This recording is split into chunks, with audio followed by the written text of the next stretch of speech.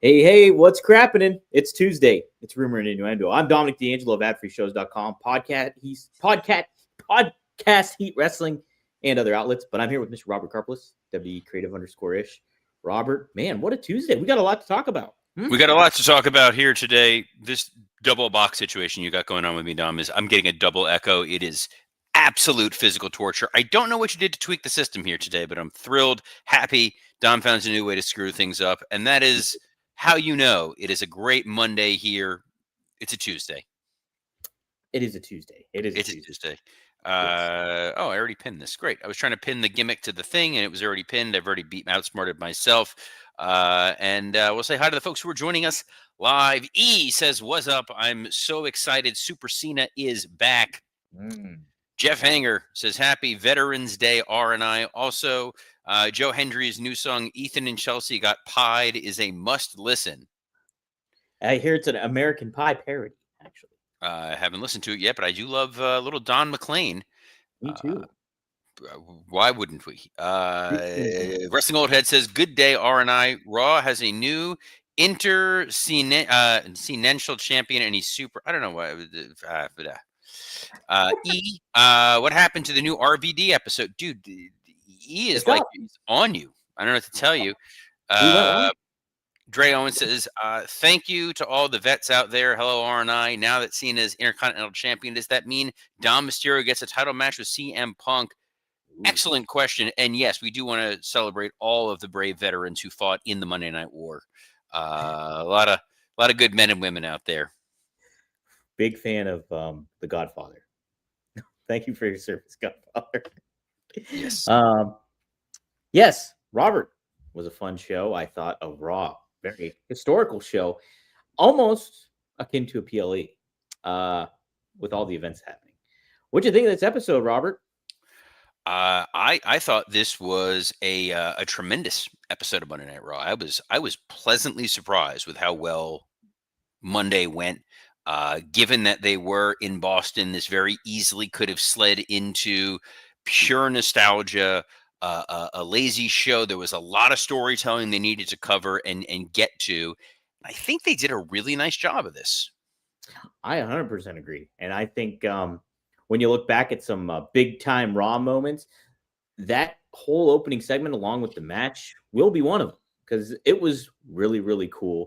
You see a rising star in Dominic Mysterio and going up against what you were talking about yesterday, how you get those kind of worlds colliding of different eras and different things going on. And here you get it with Cena and Dom Mysterio. And it was fantastically done. And I thought what happened in the match was great. And the outcome was awesome. Couldn't agree more. I thought that I have to step away for just 30 seconds. I'll be right back. There's a delivery guy at the front door. I got to go pick up a delivery. Uh-oh. Wonder if it's Grubhub or DoorDash. But either way, hey, Raw was sponsored by DoorDash yesterday. We are not. But I will say, like, Cena, just really in his element here. You can tell he was really appreciative of the fans. And that crowd was extremely appreciative of him. And it was just a neat atmosphere. Wonderful setup. That pop was amazing. I literally got chills watching it.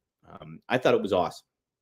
And Dom rose up to the moment, too, playing that, obnoxious, cocky, oblivious heel that he's like too ensconced in his own stuff to realize that, hey, he just booked himself into a match right here, right now against John Cena. And then he lost his championship. So really, really fantastic stuff.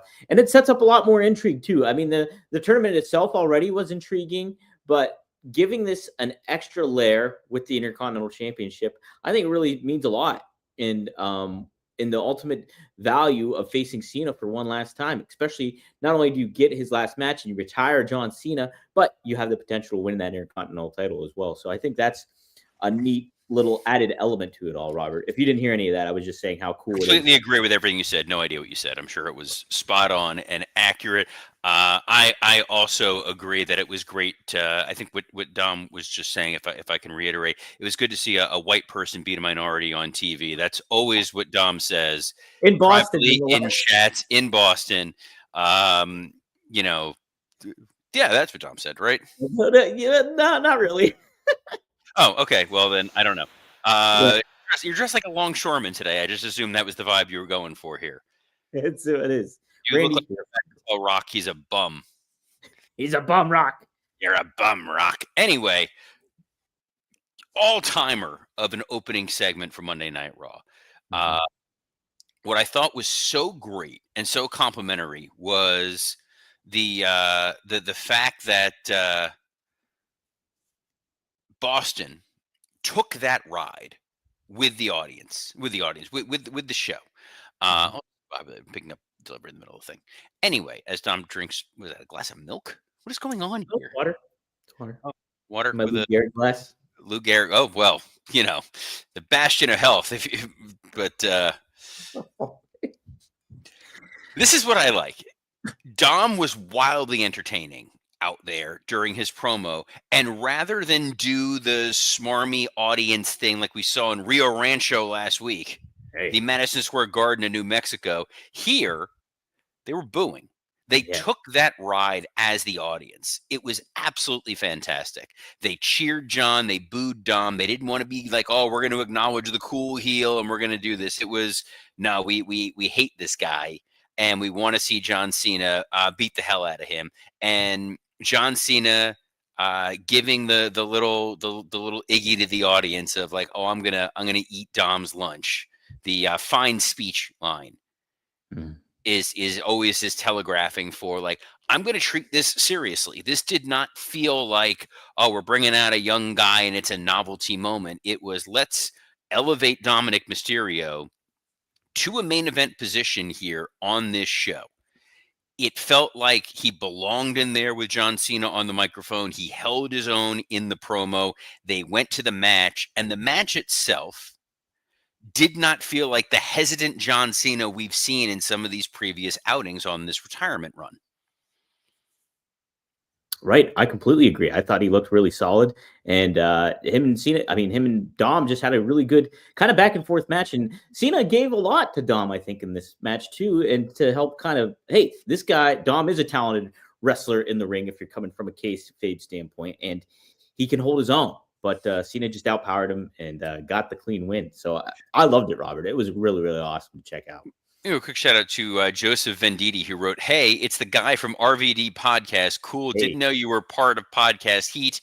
Very cool. Guess that's a guy who wasn't waiting for his action figure." oh, Robert, you son of a bee sting. Yeah. Johnny Disco dropping a damn it, Dom. I don't even know why in relation, but it's such an evergreen statement. It really is. Um, Dominic Mm, Mysterio losing the Intercontinental title was the right decision for a couple of reasons. Number one, you gave Boston one last memorable John Cena moment. If it was just John going out there to doff his cap and give the "today I consider myself the luckiest wrestler on the face of the earth," yeah, it's a big Lou Gehrig day for you. yes. Between that and just the way you look today, it's like, how much time do we really have left with Dominic D'Angelo? Thoughts and prayers. But what I enjoyed was you got that moment, you got the match. Cena checking off the last box of having never been Intercontinental Champion, and he gets to be a Grand Slam champion. And it didn't feel like, we just got to do this for the sake of doing it. It was, no, we were able to advance a couple storylines. Dominic going out there and saying, like, I had to deal with an old guy last week who doesn't belong in here, and now I'm dealing with another old guy who doesn't belong in here, and your time is up, my time is now. It fits the Cena ethos of, I'm going to make this run be about how can I elevate the next generation of talent. Mm-hmm. And Dominic Mysterio proved that adage of winning by losing. Yeah, 100%, 100%. Reminded me too of Bruno versus Roddy Piper back in the '80s and stuff. That's an interesting pull right there. Well, that, huh? And Well, we said it was going to happen. We said it was that listicle thing of, mhm. did you know that these guys wrestled each other? Yes, we did. And now Now we've seen it, and now we can check this off the box. that's And it. it was a great tribute for Dom's father, Eddie, who Mhm. Oh, obviously him had as some great moments with John Cena. Uh, totally loved it. Totally fantastic.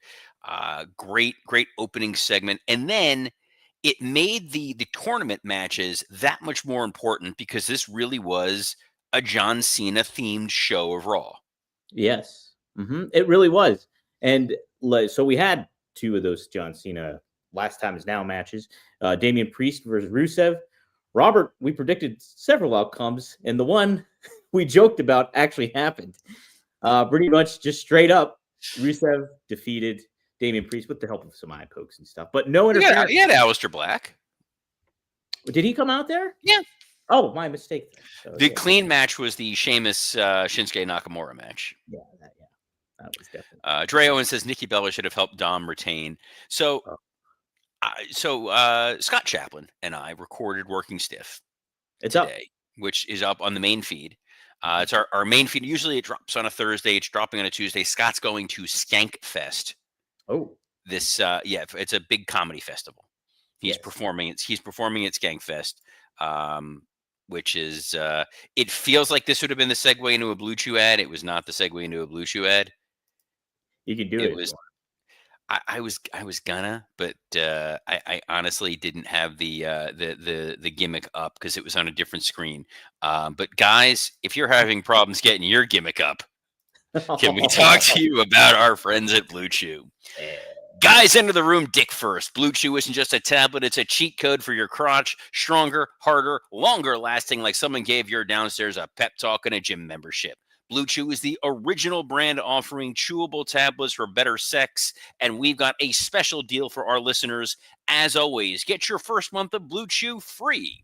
Just use promo code RUMOR at checkout and pay $5 for shipping. That's it. Join Blue Chew's mission to upgrade humanity one thrust at a time. Head to BlueChew.com for more details and important safety information. And we thank Blue Chew for sponsoring this episode of Rumor and Innuendo. Yeah, Blue Chew. Shout out. All right. Robert. So we'll touch upon those tournament matches. Let's do that real quick, I guess. Damian Priest. Oh, so the point that I was making, by the way, I was making a point before I got sidetracked. Oh, John Cena is such a beloved guy because he is not a dick. And you saw that here where you easily could have gone over this run sheet of this show and John would have been like, hey, maybe we don't let Nikki Bella have her moment on this show because of my history with her. Wow. He could have easily yanked that. He could have pulled the creative card. He didn't. Sebastian Howard brings up a good point. He says, why do you need a hoodie in Florida? Today is one of the weird anomaly days where it was 40 degrees out here today. Wow. Yeah. Feels like 17 up here, FYI. It's very cold in Pittsburgh. But yeah, Robert, I think that's a great point. I didn't even think about that with Nikki Bella and that. I mean, I did obviously make mental note. Oh man, Nikki's on the same show with Cena and stuff. That's kind of funky and wild. But it's a great point because yeah, he could have been just as easily like, I don't know if we should do this right now, and he didn't. So I thought pretty admirable in that light.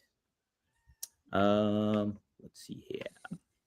Another option, another match that we had was Shinsuke Nakamura going up against Sheamus for the tournament, and Sheamus gets that big time win. Fun match here, Robert. Do you think the right man won for this one with Sheamus? Yeah, this was fine. I think Sheamus has a more interesting narrative of he wants to beat John Cena on the anniversary of him beating John Cena for the world title the first time in 2009. So there's a little bit of symmetry and reasoning for it. Nakamura getting the win wouldn't have really done much. Mm-hmm. And Nakamura's at a point in time in his career where he's okay, just kind of losing and being okay. They did the little handshake brother afterwards, so I think that was totally fine. Yeah, I agree with you. I think Sheamus did just a little bit more story with Sheamus and Cena, so I think why not play into that? Bit? Neither guy's getting that spot. We know that that's the case, but what's great about the tournament is you're using it to further other stories and ideas. It did feel like we were going to see something with Sheamus and Finn. But my guess is they're like, you know what? We're doing this Dominic Mysterio, John Cena thing in the beginning. If you see the rest of Judgment Day, they're going to be like, hey, how come Judgment Day weren't out there for the John Cena piece? Or why did we not revisit Judgment Day and Dominic Mysterio later on in the show? Yeah, but like to that aspect, yeah, it'll be intriguing because Don will be like, "Hey, why weren't you guys out there for me?" And just Don being a complete hypocrite and stuff, and could add some neat elements to Judgment Day and what's the future holds for them as well. Well, they did Um, add some neat elements to Saturday night's main event. Dre Owens points out that I'm looking forward to the NXT versus WWE at Saturday night's main event. This notion, this idea that all of the matches on that show outside of the John Cena main event are going to be NXT talent versus WWE talent. They know there's a lot of eyeballs on this show. They know that it's going to get a lot of mainstream attention. So let's put a spotlight on some of the folks that are in NXT that the mainstream roster hasn't worked with, and that the mainstream audience may not be super familiar with. And we're getting a taste of that at Madison Square Garden next week. and you know what, Robert? I was really unclear about what John said during that promo. Like, I didn't know that that's what he was indicating, that it was WWE versus NXT on the whole card. I thought there was like, are they having a battle royal? What exactly is going on? Because it didn't, but I guess it clarified, and I just misheard it. So No, they're going to do matches, so it's a good opportunity potentially to present an Obafemi. mm-hmm. Let him go out there and have a great match. We're seeing Javon Evans next week against Gunther in Madison Square Garden. What a cool moment that's going to be for him. Yes, it will be very, very cool. Hey, live chat, let me know. StreamYard is acting very funky and it says go live right now, but we are live, so I don't understand what's going on. So if you guys can see us and hear us, let me know in the chat. Funky stuff today. Well, what I can do is I can go on the old internet situation here and see. And yeah, no, we are live streaming. I'm literally watching myself on my phone. Very, That's very not at odd. all weird. Though Willie Thornbrew asked us to restart the show because he arrived late. So Oh, I don't know if we can do that. You'll have to welcome to Rumor and Innuendo. I'm your host. What's the Ooh, nonsense you say? Hey, it's hey, Tuesday. what's crappening? I hate you so much sometimes. Something I hated even more than that was the Nikki Bella heel turn that I Wow, unfortunately predicted. you did. You know, that was pretty telegraphed though, because even I saw that coming. But what did you think, Robert? I know you kind of already expressed it, but yeah, Yeah, I don't know how I that's feel. it. I hate it. I hate that poor Stephanie Vaquer is going to have to work against Nikki Bella. It's going to waste a cycle of storytelling. Totally unnecessary. Not a big fan. Would you kind of make the argument though for how we were talking about like Cena going up against these younger talents? You get a little bit of that with Nikki Bella going up younger talents too. It's No, like that cross. Okay. no, because the difference is John Cena is an all timer in the ring, and he's the guy that's going to get a great match at anybody. Making the younger talent have to carry Nikki Bella is brutal. I think though the argument can be made like Total Divas, all that history that she's had that gets a lot of those outside people into wrestling. Like literally, my brother's wife loves Nikki Bella and loves Total Divas, doesn't care about wrestling whatsoever. Okay, So, but using Nikki Bella as an on-screen character, using Nikki Bella as the manager of Raquel and Roxanne, fine. mhm. But putting her in the ring where the matches are not going to be very good, and you're trying to build Stephanie Vaquer up as somebody special, and then if someone who's not super familiar with her, like your sister-in-law, and then Mhm. sees this match, she's not going to think, "Oh, Stephanie's doing everything she can with Nikki." It's going to be, "Oh, this new girl is not very good." Yeah. I Yes. just see it being I see it being more problematic than good. Something that I was happy about because I've been joking that they were going to do this, and then they went ahead and did it. Was that they just had to like wake up William Regal to yell "War Games," and sure enough, they literally did it on screen. So we know we will see CM Punk, Jey Uso, and Cody Rhodes versus the Vision and Logan Paul in. You want to do it? War games. You did it like Nigel McGuinness. That was interesting. That's your go-to I British. was another Brit. Yes. Yes. So it is War Games. We're all very excited. Now the big mystery is who the last two people are going to be on either side. It would stand to reason, since Cody is now in this match, that Drew is going to wind up in there. Yep. So that leaves one spot open on the heel side. On the babyface side, There's 2 spaces open. There's a couple of mystery matches where we don't know who the opponents are in that John Cena tournament. We know LA Knight is going up against question marks, and we know that Solo Sikoa is going up against question marks. In Madison Square Garden, it would not surprise me if that question mark was Roman Reigns. And then you lead to a situation where Roman winds up being in this War Games match. I see a world in which LA Knight winds up in the War Games match. I see a world in which Damian Priest and Aleister Black wind up in the War Games match. There's always the outside possibility of a Brock Lesnar popping up. Maybe he's the guy who takes out LA Knight and he's the mystery. It's kind of the fun of wrestling. It's like, we're going to see what winds up happening here. Robert, yesterday you made a light prediction that maybe Cena could be in the War Games match. You still feel that way after? I could Monday? see Cena on one side, Dom on the other. Okay.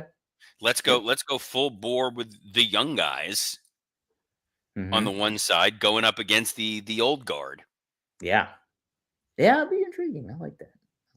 Don't hate it. And then on the women's side, we also got, what did they announce at the end of the show? It was Nia Jax. I was saying, no, Dom. God, I was trying to do the gimmick.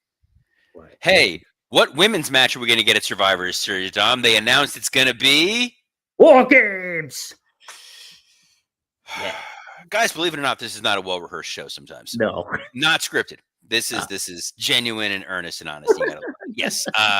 Rhea, Io, Alexa, and Charlotte versus the Kabuki Warriors, Nia Jax, and Lash Legend. One spot open on either side. Is this where we see the Bayley and Lyra split? Whoa. Yeah, Robert. I like that too.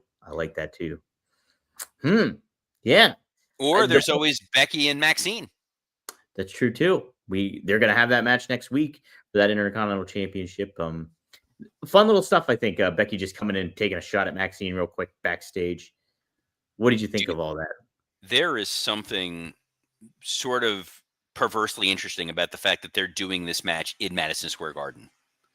This is one of your most hallowed buildings. This is one of your most vocal crowds. Like Maxine, they either have a lot of faith in Maxine and they think that she's going to blow people away and they're going to make her a star here, or she's going to sink like a stone. If you were Triple H, would you just run with it with Maxine? I think that them giving her this match is a vote of confidence that they believe in something with Maxine, that she has been working very hard with Natalya, that she has improved leaps and bounds in the ring. She looks like a star. She carries herself like a star. She obviously loves the business. I don't know if you caught any of her interview with Chris Van Vliet, but she's someone who really embraces what pro wrestling is. And it's kind of fun to see. So you do want to see her succeed. All due respect to the Total Divas out there who for years saw this as kind of a cheap path forward for success elsewhere. Right. No, and Maxine, she just does have that kind of connection with the fans. I think that good babyface connections, good energy and stuff. So yeah, I'm all for it. It is a great opportunity for her, especially at Madison Square Garden. So I think it's going to be. I think they're going to stack this Madison Square Garden show up nicely next week. I've been predicting a Cena and Punk versus Braun Breaker and Bronson Reed main event for several weeks now. Wouldn't be mad at it. Would not hate that either, Robert. And yeah, it's lined up for it. You could certainly do it and play it off in a great way. What else did we have on here, Robert? Taking a look. We covered all the. I mean, well, I wasn't thrilled about the Kabuki Warriors winning the tag titles, just because I think there was still more to do with Alexa and Charlotte. I think you can always revisit it though, for sure. You know, I think there's still life in it. So I mean, like, you can kind of table it, and you can understand that Charlotte can go in a singles route, and so can Alexa. And from how Charlotte indicated on Instagram, it seemed like that's the direction that's happening. It did. It feels like they were potentially freeing Charlotte up to go after Jade Cargill at some point in time. The other person who I wouldn't be totally shocked if they gave as Jade's next opponent, Nikki Cross. Oh, you kind of forget that Nikki Cross she's part of the Wyatt Six, obviously. She's a very accomplished in-ring worker, and I think she's someone who can get a good match out of Jade. Yeah. And I I think agree. that's important. Mm-hmm. Yeah, you're setting some. I mean, I don't know if you mentioned this before too, but like there's an opportunity to put Natalia in that mix. I think if you. We talked about it, but that's sort of a heavier lift, Mm-hmm. just because you have to reintroduce Natalia as this killer character, and not, hey, wasn't she the woman that used to fart on camera? Right. Right. I think there is a separation of that. I just think, yeah, I would love to see some sort of, I don't know, what is it, metamorphosis on air and on the channel to make it happen. Thanks, Kafka. You're welcome. Yes, but look, we Raw, new Intercontinental Champion, new Women's Tag Team Champions. We've set up the framework for the men's and women's War Games match to some extent, with still some intrigue. There's intrigue over who's going to face LA Knight, who's going to face Solo Sikoa. It's good stuff. This It is is good stuff. intriguing. We also, I Robert. Oh, we did have Javon Evans versus Gunther announced too. I did talk about that about 10 minutes ago. Did you? I completely Yes, missed you were here. Was I? When we were talking about the NXT stuff, I said to giving Javon Evans that opportunity next week in Madison Square Garden. Oh, It's literally a 2-person conversation. There's no other, unless there's voices you're hearing, like you're Orton. Huh? You're getting voices in your head. Yeah, there you go. What's that? By the way, I'm just putting it here my prediction, my hope for LA Knight's opponent. Okay. LA Knight's a dude who's pretty much just a single catchphrase, a lot of flash, no substance. Feels weirdly forgettable, but being propelled by the internet. How do you not put him up against Zack Ryder? Wow, man, I like that, Robert. Woo, woo, woo. Yeah. Yeah. I kind of feel like that's what's going to happen. But, and we're going to end on this comment here from E, who's clearly deranged, who said LA Knight's opponent is going to be Marcus D'Angelo.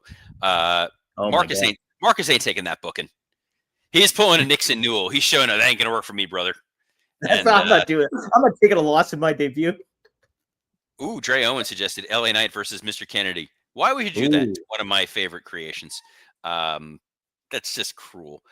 What's not cruel is the fact that we are going to be back tomorrow, as we are every Monday through Friday at noon Eastern on a plethora of platforms, including the WW Creative _ish X account, the @Dominic D'Angelo X account, the @SE Scoops X account, and on YouTube on ad-free shows, Rumor and Innuendo, and Podcast Heat.